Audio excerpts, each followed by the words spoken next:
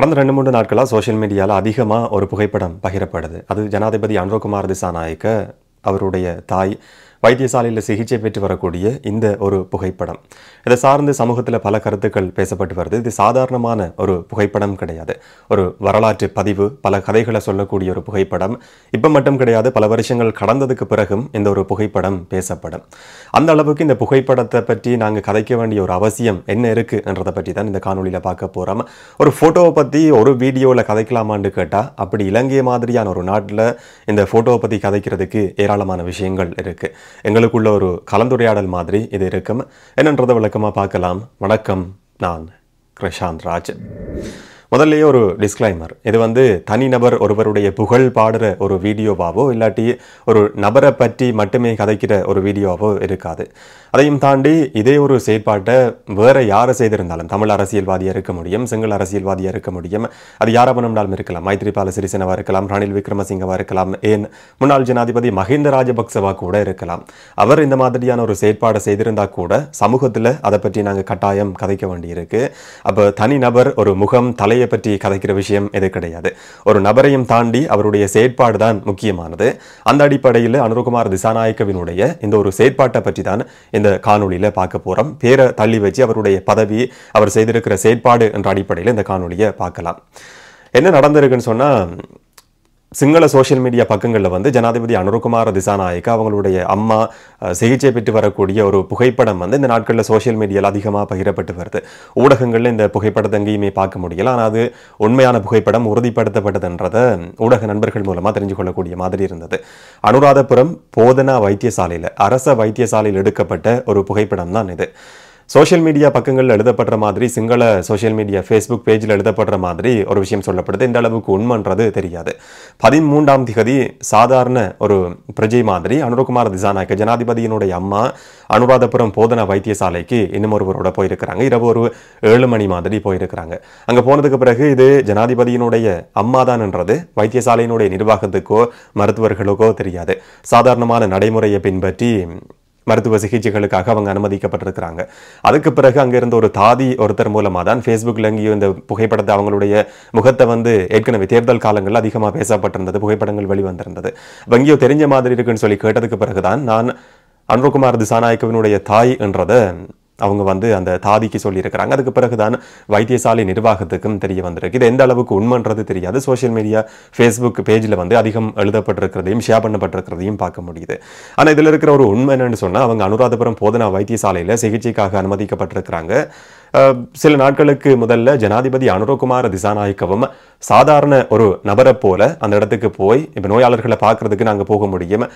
அந்த அடிப்படையில் அவரும் கூட எந்த விதமான அறிவிப்பும் இல்லாமல் நோயாளரை பார்க்குறன்ற தேவைக்காக வைத்தியசாலைக்கு போயிருக்கிறார். சாதாரணமாக அந்த வைத்தியசாலைக்கு போய் தன்னுடைய தாயை பார்த்ததுக்கு பிறகு அவர் அங்கிருந்து வெளியேறி இருக்கிறார். இது ஒரு சாதாரண விஷயம் மாதிரி இருந்தாலும் கூட இலங்கை மாதிரியான ஒரு நாட்டில் இந்த சம்பவம் நடந்திருக்கிறதுன்றது உண்மையிலேயே ஒரு வரலாற்று பதிவு என்று சொல்லி பார்க்க முடியும். அதுக்கு முதல்ல இந்த புகைப்படம் சார்ந்து பல கருத்துக்கள் முன்வைக்கப்படுது. ஒரு பக்கம் வரவேற்கப்படுது, இன்னொரு பக்கம் விமர்சனங்கள் முன்வைக்கப்படுது. ஜனாதிபதி அனுரகுமார் திசாநாயக்க ஜனாதிபதி என்றவர் தன்னுடைய தாயை, சிகிச்சை பெற்று வரக்கூடிய தாயை பார்க்கறதுக்கு போகிற நேரத்தில் ஃபோட்டோகிராஃபர்ஸை கூட்டிக் கொண்டு போக தேவையில்லை, இந்த மாதிரி புகைப்படத்தை எடுத்து வெளியில விட வேண்டிய அவசியம் கிடையாது என்ற மாதிரியான விமர்சனங்களும் ஒரு பக்கம் முன்வைக்கப்படுது. ஆனால் இந்த புகைப்படம்ன்றது இந்திய பிரதமர் நரேந்திர மோடி தன்னுடைய அம்மாவை பார்க்க போகிற நேரத்தில் ஃபோட்டோகிராஃபர்ஸை கூட்டிக் கொண்டு மேக்கப் போட்டுக்கொண்டு போகிற மாதிரியான ஒரு புகைப்படம் சொல்லி சொல்ல முடியாது. சில நேரங்களில் இது எதேச்சியாக எடுக்கப்பட்ட ஒரு புகைப்படமாகவும் இருக்க முடியும். அதையும் தாண்டி உண்மையிலேயே ஒரு புகைப்படத்தை எடுத்து அதை சோஷியல் மீடியாவில் வெளியிடணும் என்ற தேவை ஜனாதிபதி அனுரகுமார் திசாநாயக்கவுக்கு இருந்திருந்தாலும் கூட அதை விமர்சிக்க வேண்டிய அவசியம் கிடையாது.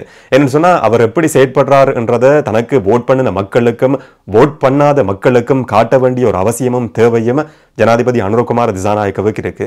இதுவரைக்கும் வரலாற்றில் நடக்காத ஒரு சம்பவம் நடந்திருக்கு. அதை பொதுமக்களுக்கு காட்ட வேண்டிய, அரசியல்வாதிகளுக்கு காட்ட வேண்டிய ஒரு தேவையும் அனுரகுமார் திசாநாயக்கவுக்கு இருந்திருக்க முடியும். அப்படியே சிலர் விமர்சிக்கிற மாதிரி படம் காட்டுறதுக்காக இந்த புகைப்படம் எடுக்கப்பட்டிருந்தாலும் கூட அதுல எந்த விதமான பிரச்சனையும் கிடையாது. என்னன்னு சொன்னா, ஜனாதிபதி அனுரகுமார் திசாநாயக்க பதவி ஏற்றதிலிருந்து அடிக்கடி சொல்ற ஒரு விஷயம் இருக்கு. அரசியல்வாதிகள் என்று சொல்லப்படுற நபர்கள் பொதுமக்களுக்கு மேல இருக்கிற நபர்கள் கிடையாது.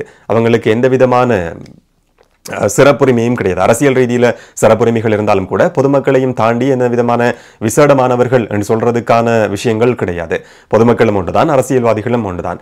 யாருமே கூட குறையன்னு சொல்லி பார்க்க முடியாது. ரெண்டுமே சமமானவர்கள் என்ற அடிப்படையில் பார்க்கப்பட வேண்டியது கட்டாயமானது.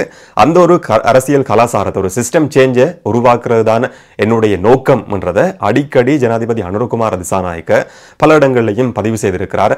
அதை காட்டுறதுக்காகவும் இந்த புகைப்படத்தை எடுத்திருக்க முடியும். அரசியல்வாதிகள் மட்டும் கிடையாது, அரசு அதிகாரிகளும் கூட சாதாரணமான பொதுமக்கள் தான் என்றதை வெளிப்படுத்துறதுக்கான ஒரு புகைப்படமாகவும் இதை பார்க்க முடியும். இந்த போட்டோவை பார்த்ததுல இருந்து எனக்கு ஒரு கேள்வி ஓடிக்கொண்டே இருக்கு. இந்த புகைப்படம் வந்து சோசியல் மீடியால எதுக்காக இந்த அளவு அதிகமா பேசப்படுது? இல்லாட்டி நாங்க கூட வியந்து ஆச்சரியப்பட்டு பார்க்க வேண்டிய அவசியம் என்ன? ஏன் அப்படியான ஒரு எண்ணம் வந்து எங்களுக்குள்ள ஏற்படுதுன்ற கேள்வி எனக்கு ஏற்பட்டிருந்தது. என்னன்னு சொன்னா, இதுக்கு பின்னால் ஒரு மிகப்பெரிய உளவியல் இருக்கு. நாங்க வந்து அந்த மாதிரி பழக்கப்பட்டிருக்கிறோம். ஒரு விஐபி விவிஐபி அரசியல்வாதின்னு சொல்லப்படுற நபர் சாதாரண வைத்தியசாலைக்கு போறதை நாங்க வரலாற்றில் கண்டதே கிடையாது.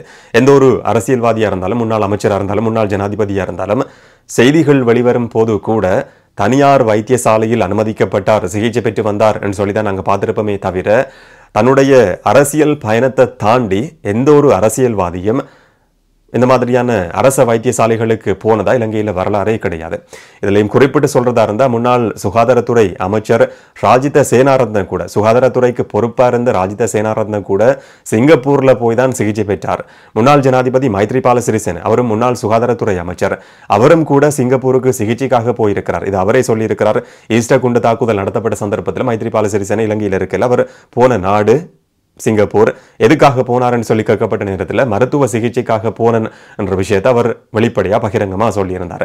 இந்த மாதிரி முக்கிய பதவிகளை வகிச்சு, அதுவும் சுகாதாரத்துறை அமைச்சர்களா இருந்த சிலரே கூட தங்களுடைய மருத்துவ தேவையை பூர்த்தி செய்யறதுக்கு இலங்கையினுடைய அரச வைத்தியசாலைகளுக்கு போகாம சிங்கப்பூர் மாதிரியான ஒரு நாட்டுக்கு போயிருக்கிறாங்க என்றதுதான் இந்த புகைப்படம் எங்களுக்கு ஆச்சரியத்தை ஏற்படுத்தி இருக்கிறதுக்கான ஒரு காரணம்.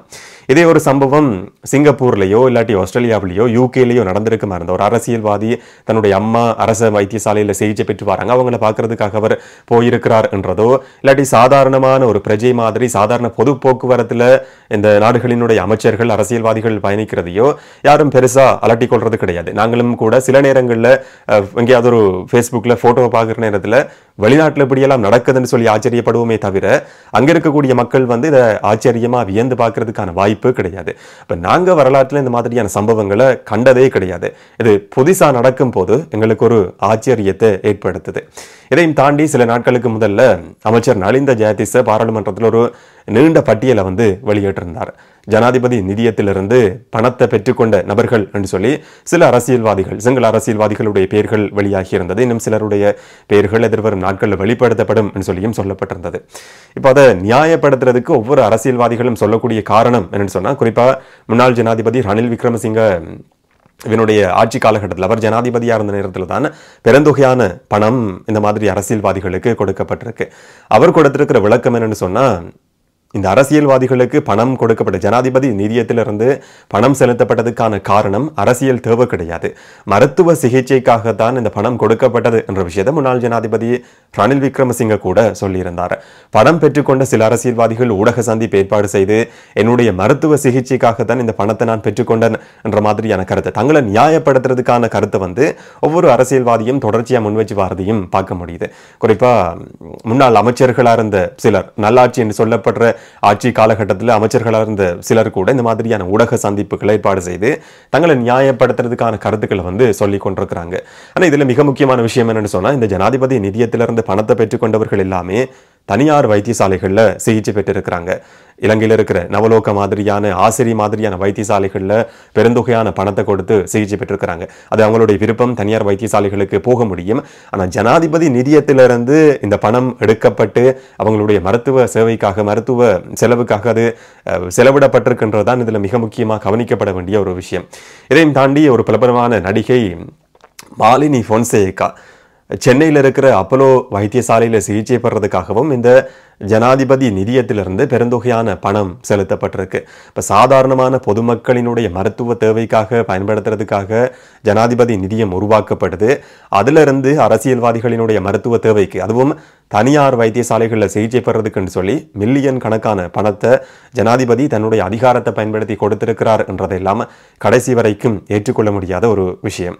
இந்த மாதிரியான சம்பவங்கள் நடந்த நாட்டில் இந்த புகைப்படம் பேசப்பட வேண்டியது கட்டாயமானது. அதுக்காக தான் நான் ஆரம்பத்திலே சொல்லியிருந்தேன், இது ஒரு வரலாற்று புகைப்படம், இது சாதாரணமான புகைப்படம் கிடையாது. இதையும் தாண்டி இதுக்குள்ள பல கதைகள் இருக்கு. காலம் கடந்தும் பேசப்படக்கூடிய ஒரு புகைப்படமா இது கட்டாயம் இருக்கும். இது சார்ந்து சில விமர்சனங்கள் முன்வைக்கப்படுது. குறிப்பா ஒரு விமர்சனம் என்னன்னு சொன்னா, ஜனாதிபதியா இருக்கிறவர் அனுரகுமார திசாநாயக்க பொதுமக்களினுடைய வரிப்பணத்துல அவருடைய பராமரிப்பு செலவுகள் இருக்கு, அவருடைய பயணத்துக்கான செலவுகள், சுகாதாரத்துறைக்கான செலவுகள், பாதுகாப்புக்கான செலவுகள் எல்லாமே பொதுமக்களினுடைய வரிப்பணத்திலிருந்து செலவிடப்படுது. இப்போ பொதுமக்களினுடைய வரிப்பணத்துல தான் சுகாதாரத்துறையும் இயங்கி கொண்டிருக்கு.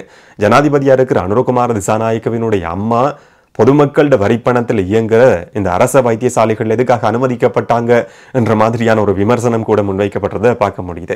பொதுவாகவே இந்த மாதிரியான கருத்துக்களை சொல்றவர்களுக்கு எதையாவது ஒன்றை சொல்ல வேண்டிய தேவை இருக்கு. அந்த அடிப்படையில் தான் இந்த கருத்து சொல்லப்பட்டிருக்கலாம். என்று சொன்னா, ஜனாதிபதியினுடைய அம்மான்றதையும் தாண்டி அவங்க இந்த நாட்டினுடைய பிரஜை, நேரடியாக வரி செலுத்துறாங்களான்றது தெரியாது. மறைமுகமா தன்னுடைய வாழ்நாள் முழுவதும் ஜனாதிபதி அனுரகுமார திசாநாயக்கவினுடைய தாய் வரியை செலுத்தி இருக்கிறாங்க. அது மறைமுகமான வரியா கட்டாயம் இருக்கும். நீங்களும் நானும் செலுத்துற மாதிரி மறைமுகமான வரியா இருக்கும். இதையும் தாண்டி நேரடியான வரிகள் செலுத்தப்படுதான்றது நமக்கு தெரியாது. அப்ப அவங்களுடைய பங்களிப்பும் கூட இதுல இருக்கு. அதையும் தாண்டி அவங்க நாட்டினுடைய ஒரு பிரஜை, நாட்டினுடைய ஒரு பிரஜைக்கு அரச வைத்தியசாலைக்கு போறதுக்கு எந்த விதமான தடையும் கிடையாது. ஜனாதிபதி அனுரகுமார திசாநாயக்கவினுடைய இந்த விஜயம்ன்றது மிக முக்கியமாக கவனிக்கப்பட வேண்டியது, பேசப்பட வேண்டியது. இலங்கையில நடக்காத ஒரு வரலாற்று சம்பவம் இப்ப நடந்திருக்கு. இதே மாதிரியான விஷயங்கள் தொடரணும் என்றதுதான் பொதுமக்களினுடைய நம்மளுடைய எதிர்பார்ப்பும் கூட.